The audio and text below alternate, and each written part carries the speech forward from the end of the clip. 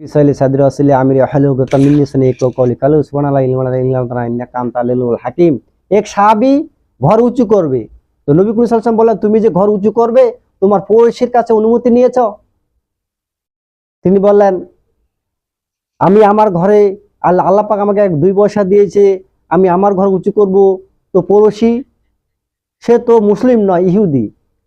নবী বলেন হ্যাঁ আমি পড়শির কথা বলছি, আমি ইহুদি খ্রিস্টান বৌদ্ধ জৈনের কথা বলিনি, আমি পড়শির কথা বলছি। ওই সময় নবী করিম সাল্লাল্লাহু আলাইহি ওয়াসাল্লাম হাদিস শুনিয়েছেন যে একজন মুসলমান বড় ইবাদত করনেওয়ালা, নামাজ রোজা হজ যাকাত দান খয়রাত কোনটাই কমি নেই তার কাছে, সে যে কোনো ধর্মের হোক, কোনটা কমি নেই তার কাছে, যে কোনো ধর্মের হোক, কিন্তু তার ব্যবহারে প্রতিবেশী নারাজ। আমি নবী বলছি তুমি ঈমানওয়ালা মুসলমানই নও, প্রতিবেশী যদি নারাজ হয়ে যায়, আমি নবী বলছি তুমি ঈমানওয়ালা মুসলমানই নও, তুমি ঈমানওয়ালা মুসলমানই নও। কত শক্ত কথা, কত বড় শক্ত কথা, তুমি ঈমানওয়ালা মুসলমানই নও।